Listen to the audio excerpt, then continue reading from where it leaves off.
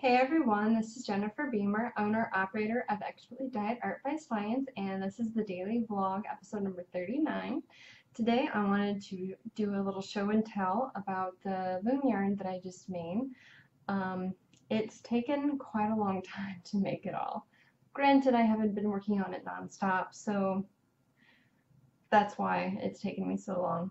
Anyway, a while ago, I was a contributor to the Fat Fiber box, and it was a box of samples from all different kinds of sellers like me who are dyers, either on the hobby side or more on the professional side, and they would contribute to these boxes so that buyers could get sort of a sample of what was available out on the market. And it was really great for people like me who are really small, because all you had to do was contribute a little bit of fiber and boom, you're in this box, which I think they sold out usually within the first, I don't know, 10 minutes of going on sale. So it was really nice being part of it because I could get my fiber into the hands of others. But one of the great perks at the time was, I don't know if it's still the case, if you contributed 50 samples, you would get a box of your own, and for me that was extremely useful to see what else was out there, like what were other people doing, what colors did they like, what fibers did they like, how did they combine everything together, because you can learn a lot about other people's techniques by looking at them. So I had the samples for a really long time and they were beautiful and I didn't know what to do with them until recently. So I shipped them all out to Korea and decided to make some yarn, and that's what I did. Now, because the samples are only like a quarter of an ounce, I decided to spin them and ply them together with other yarns similar to them, or other fibers similar to it. So what I did was, this is actually a bunch of different little skeins. What I did is I ended up making 3 plies. So I spun one, then I spun another, then I spun another, and then I made a traditional 3-ply where each ply was its own fiber content. For some of these it's, you know, merino. For others it might be blue face lesser or mohair or romney or something like that. So each yarn is comprised of different fibers, but they're not all blended together to make one cohesive yarn. They're all individual. So sometimes you can actually feel the different plies and they'll feel slightly different depending on which one you pick up. Like this one, this green, it's really pretty. One of these plies was a little bit coarse, so what I did, I plied it with 2 others that were very soft, but they still maintain their individual characteristics. Let's see if I can separate these here. Yeah.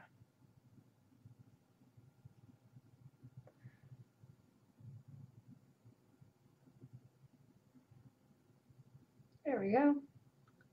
And it's really not focusing. Poo. So, you know, this yarn is made up of 2 soft plies and one not a soft ply. So I had all this yarn that I made, and I made this mostly during the Winter Olympics, which, how long ago was that? January? So I spun this all up and I washed it, and I figured I should do something with this. I made a table runner with my harp loom. I want to say maybe October or November of last year, and I really liked it, but it was very skinny. It was just a test to see if I could weave, and in fact I can. It's really simple. It's so simple, even I can do it. So I decided I would make one of those double layered table runners. So it's going to have a really colorful one on the bottom and then the plain white one over the top, just to give it some balance and contrast. So I sort of embarked on this, and I have both spun yarn and I've collected yarn from other projects that would fit the same gauge. And this is another one of those sample yarns. So when I got my drop spindle from Golden Ring Spindle, oh, I'm just dropping everything. I think like 3 videos in a row I have dropped something. I spun this with my new spindle. This is just some fiber that came with it. So I spun that. As you will see, this is the same yarn that I spun for the Cora shawl, and I had about 60 yards left over, so I skeined it up. And then this is from the Epic Lace Shawl pattern, the one by Isolde Tape, and I have about 20 yards left of this, so yeah, maybe I'll use a little bit of it. And then that was pretty much the stuff that I had in small quantities.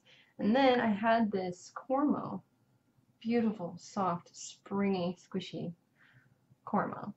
I dyed it before I left for Korea initially because I was trying to use up my dye solutions before I had to put everything in storage. So I dyed it up, this beautiful combination of greens that are sort of, it kind of reminds me of grass when it's been really freshly watered. You'll have some dark bits and some lighter bits, and it turned out actually very nice. If you've never spun Cormo, it's one of those fibers that can kind of fool you because it's extremely soft and very springy, and when you think you're spinning at 1 gauge, after you wash and set the twist, it's at a different gauge. It poofs up quite a lot. So here we go. Maybe I can get it to focus more. If I do not autofocus, bear with me. Ah, see, there we go. You can kind of see the color there. All the varieties that are in there. Some darker, some lighter, some more blue, some more yellow. And so I spun this and plied it, and I decided to use this as one of the unifying yarns for the warp. Because when you make a big project, sometimes you don't have all of one type of color or fiber or something like that, so you want to mix and match. And frankly, there was a lot of mixing and matching already, so what I wanted to do was have a lot of smaller bits and combine it with something that I had more of so that I could sort of balance out all the craziness this would create. But because I wanted a pretty big piece of fabric, because the table I want to use it on is kind of big and kind of long. It's actually one of the longest tables that I've seen available as a kneeling table in Korea. So that's not quite enough for the warp. So I had all of this beautiful merino fleece that I bought from MMF Wool, and she's a seller on Etsy, and I love this fleece. So Ari is the magnificent because his fleece is soft, it's springy, it smells wonderful. I think that has to do with the washing, but it smells wonderful.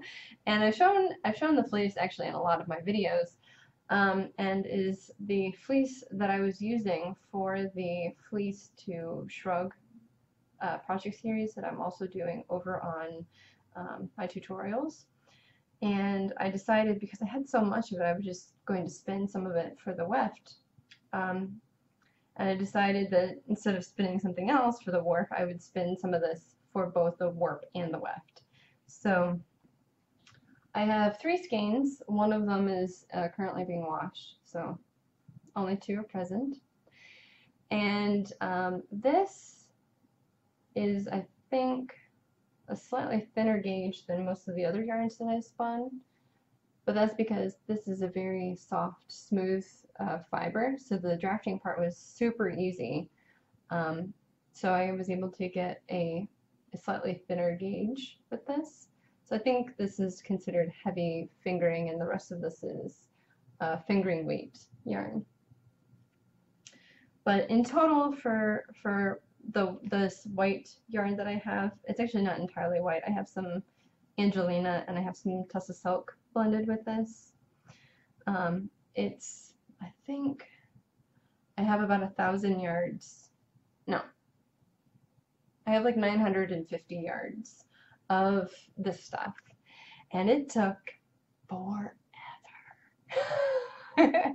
So I challenged I challenged my Facebook group to sort of write down and keep track of how many hours they spend on a particular project, because it can give you an idea of how long something's going to take, or it's going to give you an idea for like what kinds of blocks of time you're looking forward to with a particular project. And when you've done various gauges, and you can multiply that over time, and you can sort of figure out, well, if it takes me an hour to spin 20 yards of worsted weight yarn, then you can multiply that. Well, how long would it take me to spin 100 yards of this worsted weight yarn? Well, the math is pretty easy at that point.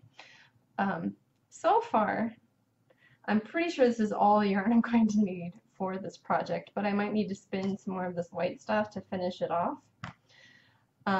So far, just the white yarn, spinning this and plying it, has taken me 67 hours. Granted, it's at between 40 and 44 wraps per inch for the singles. And, usually I was doing some other things, so, I'd get up and go do something for a few minutes and then come back, or, I'd be watching a movie and stop to watch that particular moment and then get back to it. So, I mean, maybe it really didn't take me the full 67 hours to do it, but man, it took forever. So, I'm just glad that it's made, and I love it. I would never not do this again, because the experience was wonderful, and I love working with this fleece, and I love the end result. This yarn, I just want to bathe in it. It's so soft. Oh. Sorry, we just jumped to the PG-13 rating. Anyway, so I have a lot of yarn to work with, and I just finished another project, so hopefully I'll be able to get this put up on the warp soon, maybe in a week or two, and then start weaving. I don't know how long it's going to take to weave, but usually the weaving process goes by pretty quickly. Anyway, so if you have anything to add to my project, things that I didn't think about, or suggestions for how to actually set up the warp, because really I'm just going to wing it and see how it turns out. A little bit outside my comfort zone, but I mean, with such small pieces of yarn like this one, there actually might only be 4 lengths of this in the entire piece, so we'll see. Anyway, if you want to help me out, maybe you do, hopefully, maybe, yeah, you can post those comments below. If you like this video, please give me a thumbs up and subscribe if you haven't already. And if you want to do any of the projects with me, over on my tutorials, I have the Fleece to Shrug, where I use this same fleece for a different project. And you can kind of follow along with me there. And if I missed anything else, let me know. You can also find me on Facebook and follow me on Twitter, and those links will be in the box below. Also, you can go to my blog and see what I'm doing there, and hopefully, got an email, and hopefully you'll be able to see all these close-ups on the yarn and stuff like that over there, because, the camera can only do so much. My other camera, my picture camera, does a lot better. Anyway, so thanks for watching.